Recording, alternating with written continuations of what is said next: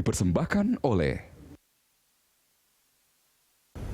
Assalamualaikum, kita berjumpa kembali dalam program Inspirasi Ramadan. Dalam momentum Ramadan tahun ini, kita akan menampilkan berbagai pengalaman religius syarat makna dari sejumlah tokoh, baik dari kalangan agamawan maupun profesional, yang diharapkan bisa menginspirasi kita untuk lebih meningkatkan ibadah di bulan suci ini. Dan hari ini kita akan menggali inspirasi dari salah satu tokoh. Sudah bergabung bersama kita Menteri Investasi sekaligus Kepala BKPM, Bahlil Lahadalia. Assalamualaikum Pak Bahlil. Waalaikumsalam Mas Dodi. Gimana kabar Pak? Alhamdulillah sehat. Oke Pak Bahlil, ini sesuai dengan tema kita hari ini adalah Ramadan bulan berinvestasi. Mungkin bagi sebagian kalangan Ramadan ini juga diibaratkan sebagai bulan untuk berinvestasi. Tapi investasinya investasi ibadah, investasi sedekah begitu. Yang dikejar itu adalah pahala. Nah, bagaimana sebetulnya Pak Bahlil sendiri memaknai hadirnya bulan Ramadan? Ya, Dodi makasih banyak. Yang pertama, sebagai umat Muslim, bulan Ramadan ini adalah satu bulan dalam 12 bulan setahun yang sangat berbeda dengan bulan-bulan yang lain. Karena bulan ini adalah bulan yang suci, bulan penuh pengampunan, dan dalam perspektif kepercayaan umat Muslim, ini adalah bulan penyucian yang ketika kita masuk setelah bulan puasa masuk di Idul Fitri, itulah kita kembali kepada fitrah.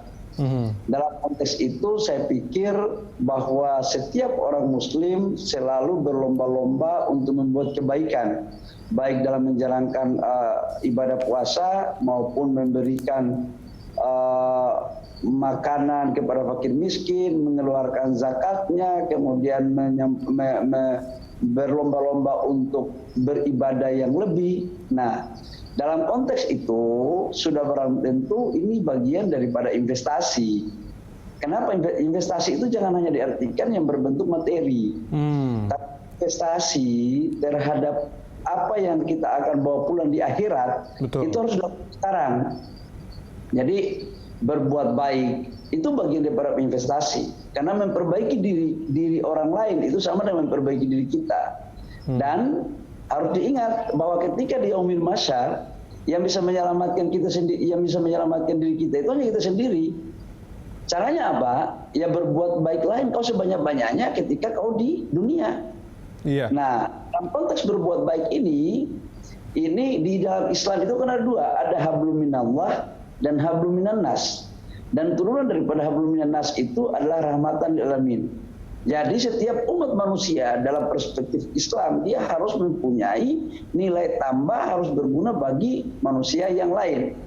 Nah, katakanlah Mas Dodi, saya begitupun di profesi yang lain, setiap melakukan sesuatu yang mempunyai nilai positif dan berdampak pada manusia yang lain, itu bagian daripada ibadah dan ada nilainya, itu investasi yang akan Tuhan torehkan itu.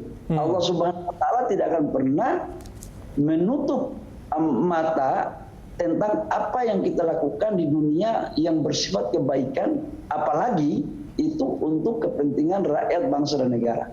Gitu dong. Nah, tadi saya sempat menggarisbawahi memberikan dampak bagi orang lain. Nah, kalau banyak sekarang kemudian orang membaca biografi dari seorang Bahlil Lahadalia begitu, dan kemudian mereka terkesima. Mereka itu menjadikan success story dari Pak Bahlil sendiri sebagai inspirasi buat mereka. Bagaimana Anda melihat success story dari Anda sendiri kemudian menjadi teladan bagi masyarakat, khususnya mungkin anak-anak muda? Ya, pertama saya mohon maaf, saya bukanlah orang yang sempurna.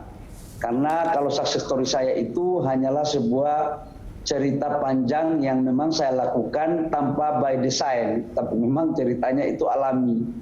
Memang harus saya akui bahwa saya lahir di kampung ya, kemudian dibesarkan dalam keluarga yang sangat sederhana. Kemudian bagaimana memaknai hidup dan proses berjuang, baik dalam konteks pendidikan ataupun bagaimana bisa dalam konteks ekonomi. Bahwa kemudian kalau ada orang yang menjadikan itu sebagai bagian yang bisa dicontoh, monggo, tapi mohon maaf saya juga punya banyak kekurangan. Jadi saya bukanlah orang yang sempurna, Dot. Tapi yang saya harus katakan bahwa tidak ada sebuah keberhasilan tanpa perjuangan. Karena Allah sendiri pernah mengatakan, Allah tidak akan pernah merubah nasib sebuah kaum kalau bukan kaum itu sendiri yang merubahnya. Jadi jangan pernah bermimpi dan berpikir bahwa sesuatu perubahan untuk kebaikan itu dapat kita rasakan tanpa perjuangan. Itu impossible, mungkin itu. Jadi perjuangan kita lakukan, doa kita lakukan, berserah diri kepada Allah harus kita jalankan. Karena ada 3 hal yang merupakan hak prerogatif Allah yang tidak bisa manusia ambil alih hak prerogatif itu, yaitu jodoh, ajal, rezeki. Kalau bicara yang aktual nih, Ramadan ini juga memberikan berkah atau bahkan amanah buat Pak Bahlil, begitu ya, diangkat sebagai Menteri Investasi. Nah, bagaimana kemudian Pak Bahlil ini menyikapi tanggung jawab yang baru ini dari Pak Jokowi?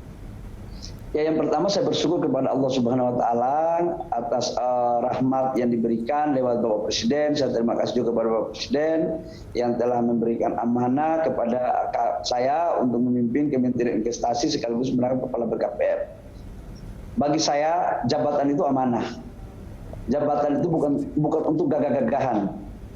Dan setiap amanah yang diberikan itu pasti dipertanggungjawabkannya.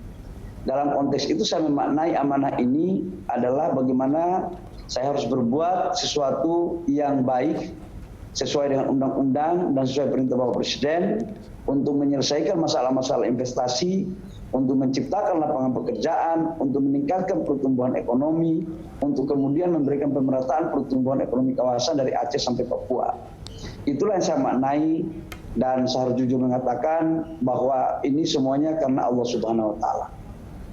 Oke, Pak Bahlil, kita masih akan lanjut ngobrol di segmen berikutnya, jadi tetaplah bersama kami ya Pak Bahlil. Pemirsa tetap bersama kami, Inspirasi Ramadan akan segera kembali usai jeda.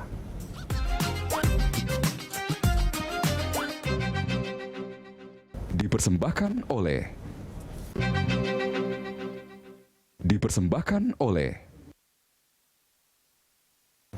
Ya, kita lanjutkan Inspirasi Ramadan masih dengan Pak Bahlil Lahadalia. Pak Bahlil, ini kita masih bicarakan soal amanah baru dari yang didapatkan oleh Pak Bahlil. Begitu Pak Bahlil sekarang artinya menjadi Menteri Investasi keempat di Indonesia setelah Sanyoto Sastrowardoyo, Hamzahas, dan kemudian Marzuki Usman. Dan Anda adalah Menteri Investasi pertama di Indonesia sejak 1999. Artinya memang kalau menurut Pak Jokowi begitu investasi ini memang harus dibuatkan kementerian baru begitu, kementerian lagi begitu setelah 22 tahun tidak ada. Begini, kalau kita bicara tentang Kementerian Investasi, jadi strategi kebijakan Bapak Presiden pada 5 tahun pertama dengan Pak JK itu adalah membangun infrastruktur. Kenapa? Karena Bapak Presiden berpandangan bahwa membangun ekonomi lewat investasi di seluruh pelosok tanah air dari Aceh sampai Papua, instrumennya adalah pembangunan infrastruktur. 5 tahun kedua, program Bapak Presiden adalah peningkatan SDM. Termasuk dalamnya adalah peningkatan ekonomi. Nah, di mana peningkatan ekonomi ini, konsumsi itu kan kontribusi terhadap pertumbuhan ekonomi kita 60%. 30%-nya adalah investasi. Dalam rangka peningkatan ekonomi, maka pintu masuknya investasi. Nggak akan mungkin dengan cara lain, karena konsumsi kita udah stuck. Kalau kita lihat dalam laporan yang disampaikan oleh Bappenas maupun Kementerian Keuangan, mendorong pertumbuhan ekonomi di atas 5%, kuncinya investasi kita harus tumbuh. Nah, oleh karena investasinya harus tumbuh, maka harus dikelola secara komprehensif, harus dikelola secara baik. Maka atas arahan Bapak Presiden dan memang pikiran panjang Bapak Presiden, kemudian BKPM dirubah statusnya menjadi Kementerian Investasi sekaligus BKPM. Apa harapannya? Harapannya adalah bagaimana investasi masuk tidak hanya mengurus yang dari asing, tapi juga mengurus dalam negeri secara baik. Tidak hanya mengurus, tapi juga mengurus yang kecil-kecil, UMKM juga harus diurus. Itu juga bagian daripada investasi. Yang kedua adalah bagaimana mengurus proses perizinan yang baik, agar semuanya bisa tersinergi untuk bagaimana meningkatkan ease of doing business kita, tingkat kemudahan berusaha kita. Dengan demikian, maka bisa kita lakukan apa yang disebut dengan pemerataan pertumbuhan ekonomi dari Aceh sampai Papua dan menciptakan lapangan pekerjaan. Itu sebenarnya esensinya. Di samping yang lain, Bapak Presiden kenapa merubah ini adalah di hampir semua negara lain itu yang mengurus investasinya itu setingkat kementerian, bukan badan. Jadi kalau kita negosiasi dengan negara lain, kalau satu minister, satu chairman itu kelihatannya agak tidak apple to apple gitu antara negara. Nah ini juga Presiden melihat bahwa wibawa negara dalam negosiasi dengan negara yang lain itu harus setara. Dan saya pikir ini pikiran yang sangat baik ya dalam rangka meningkatkan diplomasi ekonomi, kerjasama bilateral maupun mempercepat proses foreign direct investment untuk bisa masuk ke Indonesia. Nah, bicara soal persaingan dengan negara-negara lain, Pak Bahlil, peta persaingan dengan negara lain untuk memperebutkan kue investasi ini seperti apa? Karena kalau tadi Anda mention soal EODB, kita masih di peringkat 73 kalau tidak salah tahun lalu ya Pak, dan kemudian ada target untuk lompat ke 60 tahun ini. Ya, memang harus diakui bahwa untuk EODB kita urutannya kita masih 73 pada tahun 2020 dan target Bapak Presiden pada 2024 itu di 40 sampai 40 sampai 40 dan kami targetkan untuk EODB tahun 2021 itu akan diumumkan di Oktober nanti itu sekitar di angka 60-an, itu target kita, sehingga 2003-2024 akan menyusut terus. Nah, reform perubahan regulasi itu sudah kita lakukan dengan Undang-Undang Cipta Kerja, di mana Undang-Undang Cipta Kerja sekarang sudah selesai dan sekarang PP nomor 5 sudah keluar, di mana PP itu terkait dengan bagaimana kemudahan berusaha yang berbasis elektronik dan itu lewat OSS. Dan semuanya sekarang sudah bisa terukur, bisa cepat, transparan, efisien, dan lebih cepat, gitu. Ya, dan ini koreksi saya jika saya salah Pak, tapi target dari Pak Jokowi sendiri untuk tahun ini target investasinya 900 triliun ya Pak ya? Benar. Nah itu, ya realisasinya sendiri untuk triwulan pertama seperti apa tuh Pak? Jadi saya harus mengatakan bahwa target dari Bappenas kepada BKPM kepada kami itu 856 triliun. Tapi Bapak Presiden memerintahkan harus 900 triliun. Memang ini di atas target Bappenas. Bapak Presiden kita kan selalu memacu anggota kabinetnya untuk bekerja lebih ekstra gitu ya. Nah, di realisasi kita di tahun 2021 kuartal pertama itu sebesar 219 triliun. Di mana 219 triliun tersebut antara Jawa dan luar Jawa, di luar Pulau Jawa itu 52%, di Jawa 48%. Yang kedua adalah juga urusan PMA dan PMDN itu juga bedanya tipis 4951, PMA-nya lebih baik. Artinya tanda-tanda untuk kebangkitan terhadap foreign direct investment itu sudah mulai membaik. Nah, di target ini kami meyakini berdasarkan langkah-langkah, data, dan strategis yang dilakukan oleh tim BKPM di bawah Deputi Dalax itu insya Allah akan target investasi 900 triliun itu kami akan maksimalkan. Oke, baik, di segmen berikutnya Pak Bahlil saya akan gali lebih dalam tentang sosok Pak Bahlil sendiri dan bagaimana kemudian aktivitas dan kebiasaan-kebiasaan yang dilakukan di bulan Ramadan ya Pak. Dan pemirsa tetap bersama kami, Inspirasi Ramadan akan kembali.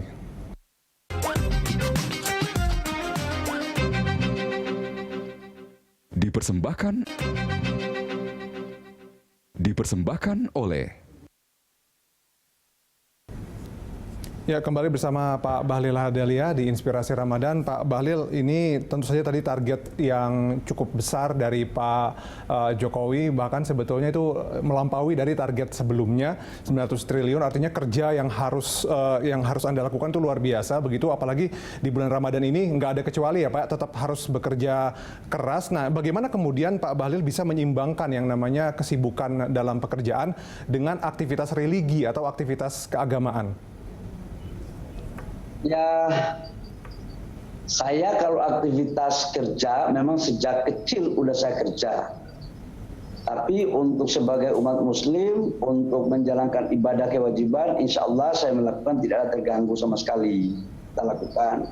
Kemudian bagaimana berbuka sama keluarga pun, ya tidak tiap hari memang harus saya akui, tapi dalam seminggu sekali, 2 kali bisa sama-sama berbuka dengan keluarga. Sahur saya bersama-sama dengan keluarga.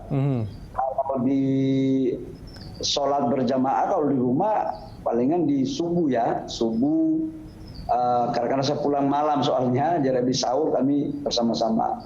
Saya pikir normal aja, nggak ada sesuatu yang baru gitu ya, karena saya juga dari keluarga dari kampung yang memang kakek saya juga adalah pengurus masjid gitu, dan ibu saya juga adalah pengurus Nahdlatul Ulama di Fakfak. Jadi rumah saya di Fakfak juga bersebelahan dengan masjid. Jadi natural aja lah, nggak ada sesuatu yang harus gimana gitu, karena memang saya dari keluarga sederhana dan lingkungan keluarga saya itu memang kalau orang di kampung Mas kan agamanya tinggi gitu loh. Betul. Jadi nggak ada yang berubah sih dalam hidup saya. Saya aja yang agak sedikit gimana kekinian lah gitu. Tapi kalau di rumah no problem lah. Oke, jadi suka dikomplain juga nggak sama keluarga, mungkin karena terlalu sibuk gitu, jarang ngumpul? Komplain pasti ya, terutama anak saya yang paling kecil. Oh gitu. Itu anak saya masih kecil komplain ya. Tapi kalau istri saya, karena saya ketemu sama istri saya di saat saya masih jadi aktivis, jadi udah tahu dia bagaimana kebiasaan saya yang nggak pulang-pulang, pulangnya larut, terus sering suka berorganisasi, itu dia udah tahu, nggak pernah ada komplain. Tapi anak-anak saya kadang-kadang minta liburan, kemudian minta makan bareng, saya belum punya waktu, itu kadang-kadang komplain. Tapi kalau anak saya yang tua, yang sekarang udah kuliah di semester 1 di UI, insya Allah dia udah paham, karena dia udah jadi aktivis juga. Awalnya komplain, tapi karena sekarang dia udah aktivis, paham lah kira-kira kelakuan aktivis itu bagaimana. Udah tapi paham juga ya? Itu bukan hal kendala ya. Tinggal kita bagaimana memberikan satu pemahaman kepada anak-anak kita bahwa memang hidup ini harus berbagi dan berguna untuk orang lain. Dan anak-anak saya bisa membedakan kok di mana saya harus menjalankan tugas negara dan bagaimana membagi waktu dengan keluarga. Nah, puasa, ya Pak Bahlil, puasa kan juga harus menjaga kebugaran begitu. Masih badmintonan Pak di Gedung Nusantara sama Pak Sugi, Pak Iwan, Pak Praptoyo? Ya kadang-kadang saya olahraganya kan treadmill ya, lari ya. Saya lari, kalau lari itu 1 minggu tetap masih 3 kali, sekalipun bulan puasa. Habis buka puasa baru saya lari. Kalau badminton ya 1 minggu minimal sekali adalah main sama anak-anak di sini. Sama ini pasukan karyawan, ada satpam, office boy gitu kan. Jadi saya badmintonnya sama rakyat kecil, bukan badminton yang elit, enggak. Karena saya bukan pemain sebenarnya, cuman senang aja ketawa sama mereka. Ya karena saya lihat postingannya tuh Pak di Instagram gitu, kayaknya smashnya udah kayak Haryanto Arbi begitu. Ya nggak bisa main tapi gayanya aja yang menyerupai. Gayanya aja ya, entah nyangkut net atau masuk itu urusan belakangan gitu Pak. Soal lain, bolanya ke belakang atau kiri kanan soal lain, yang penting gayanya aja. Oke, Pak, ini kan ya Idul Fitri sudah di depan mata begitu. Kita tahu memang tidak boleh mudik dan kemudian mungkin juga larangan untuk berkumpul. Ada rencana khusus nanti untuk merayakan Idul Fitri? Nggak ada. Saya 2 tahun ini kami taat pada apa yang sudah diperintahkan oleh peraturan pemerintah untuk anggota kabinet, tidak boleh open house, baik hari raya maupun buka puasa bersama. Yang kedua juga dilarang mudik. Jadi saya menjalankan setelah sholat Id di rumah aja, tidak kemana-mana, tidak juga menerima tamu. Palingan kami keluarga-keluarga dekat aja yang duduk kumpul satu rumah. Oke, baik. Kita tidak boleh melanggar aturan pemerintah karena presiden dan aturan kan sudah dikeluarkan. Iya betul. Presiden aja nggak boleh mudik ya sama anaknya sendiri ke Solo begitu. Ya. Anak saya pingin pingin mudik ke Jawa, ke Solo, tapi nggak bisa kan karena dilarang. Atau mudik ke Papua itu pun nggak bisa, neneknya soalnya di Papua. Oh, oke. Jadi warga negara yang taat aja pada aturan yang sudah ditetapkan. Betul, karena harapan kita semua adalah tentu saja bulan Ramadan tahun depan itu pandeminya sudah tidak ada begitu ya Pak Bahlil. Amin, doain ya. Iya, baik. Agar pandemi COVID-19 segera berlalu. Baik, terima kasih atas waktunya Pak Bahlil, sukses selalu untuk Anda, sukses juga untuk kementerian yang baru dan juga BKPM. Assalamualaikum Pak Bahlil. Waalaikumsalam warahmatullahi wabarakatuh. Makasih Mas Dodi. Ya. Dan pemirsa, demikian tadi dialog inspirasi Ramadan hari ini. Saya Ahmad Murodi, terima kasih atas kebersamaan Anda dan wassalam.